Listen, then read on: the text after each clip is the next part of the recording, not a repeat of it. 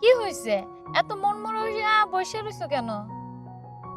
আসলে তুমি সবই তো জানো আমাদের ফ্যামিলির যা অবস্থা।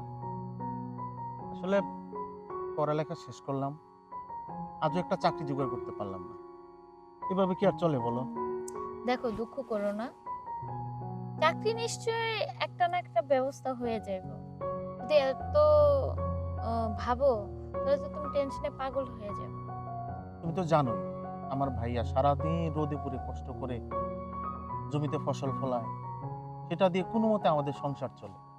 ভাইয়ার কত আশা যে আমি একটা চাকরি করব, চাকরি করে সংসারে হাল ধরবো, কিন্তু আমি কিছুই করতে পারতেছি না, বুঝছো? কিছু ভাল লাগে না। সব একদিন ঠিক হয়ে যাবে, তুমি এত টেনশন নিও না।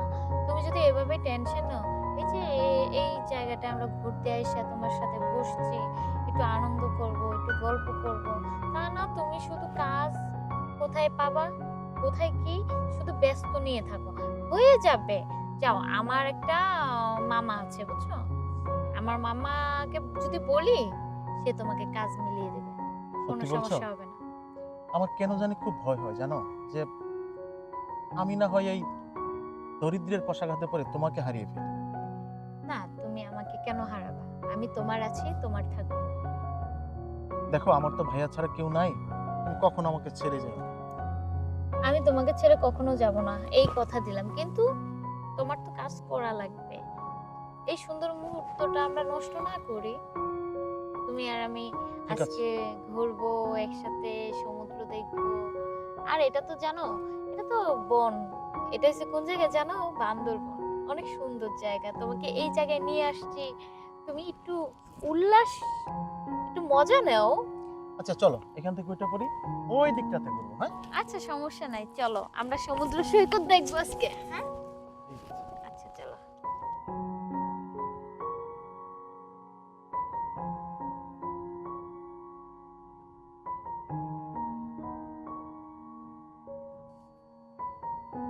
এক্সকিউজ মি, হ্যাঁ বলেন।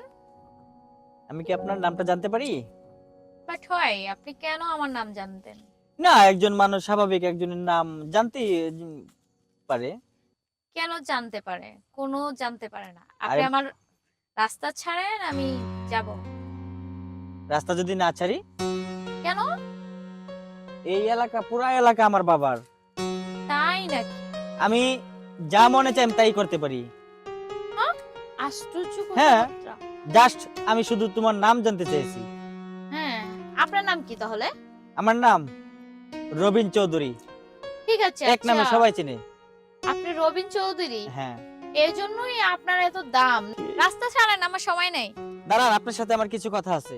হ্যাঁ বলেন। বলতেছি, আপনাকে আমার অনেক ভালো লাগছে, আমি আপনাকে ভালোবাসি। রাস্তা ছাড়েন তো। শুনেন, আমি এই এলাকার কোটিপতি বাবার একমাত্র ছেলে রবিন চৌধুরী। ঠিক আছে, আমাকে ভালোবাসলে ঠকবেন না, কথাটা যেন মনে থাকে। আর আরে আমার যান, কথাটা ভেবে দেখেন। চলি আরে ভাই। যান যান, আপনার মতো ছেলে আমার জানা আছে। ভাইয়া তুমি? কই তাও সারাদিন খাওয়া নাই দাওয়া নাই। ভাইয়া আমি গেছিলাম একটু ওই সুমির সাথে দেখা করতে। আরে সুমি মেয়েটা খুব ভালো, অনেক ভালো মেয়েটা। আমি চাই তুই সুমিকে তুই বিয়ে কর। আচ্ছা ভাইয়া তুমি দোয়া করো, হ্যাঁ। আল্লাহ যেন তোমার মনের আশা পূরণ করে।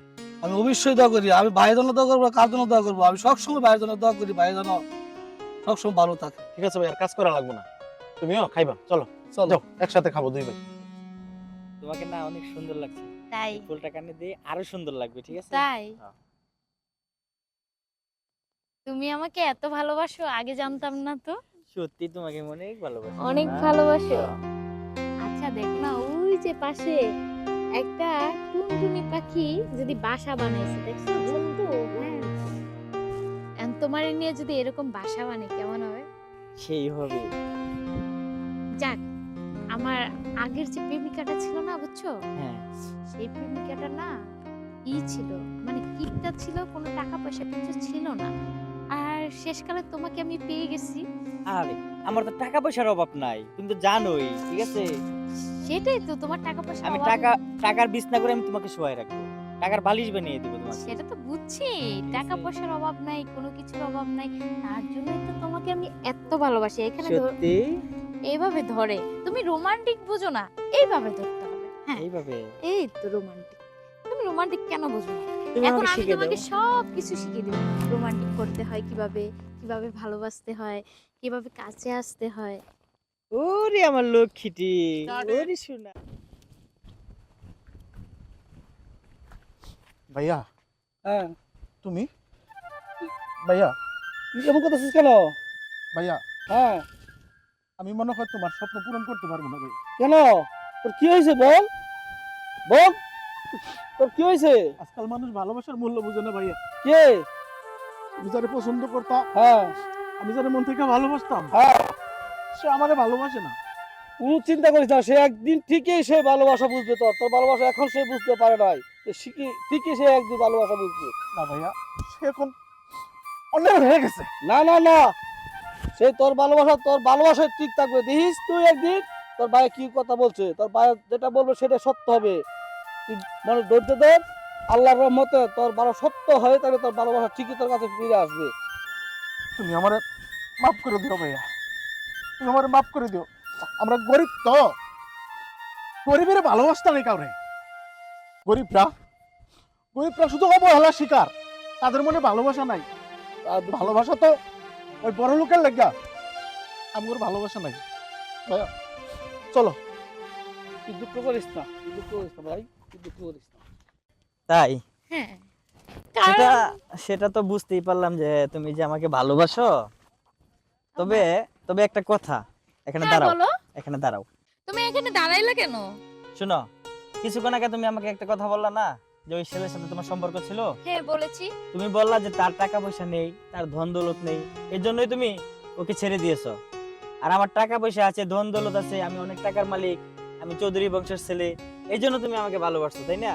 এমনও তো হতে পারে আমার এক সময় এগুলো থাকবে না, আমি বা অথবা আমার ভাইয়েরা এগুলো সব ধ্বংস করে দিবে, তখন তো তুমিও আমাকে ভুলে যাবা। না তুমি তো না, আমি তোমাকে ভুলে আরে যাব হাত না। ছাড়ো, তুমি তো লুবি। আমি যা বুঝতে পারলাম তুমি পুরাই লুবি, তোমার সাথে আমার সম্পর্ক করা যায় না। তুমি তুমি আমাকে ভুলে যাও, থাকো তুমি। টাকা দেখো, না, তুমি লুবি, তুমি থাকো টাকা পয়সা নিয়ে। তুমি যাও তোমার না। সাথে আমার কোনো কথা নেই। আমি ভুল করেছি। আসলে আমাকে ওই ভালোবেসেছিল। আমি লোভের কারণে আজকে আমার ভালোবাসার মানুষটাকে হারাইছি। আমার লোভের কারণে আমি ওকে অনেক ভালোবেসেছি। আমি কোনোদিনও এই মুখ নিয়ে আমি ওর কাছে যেতে পারবো না। আমি ওর কাছে যেতে পারবো না।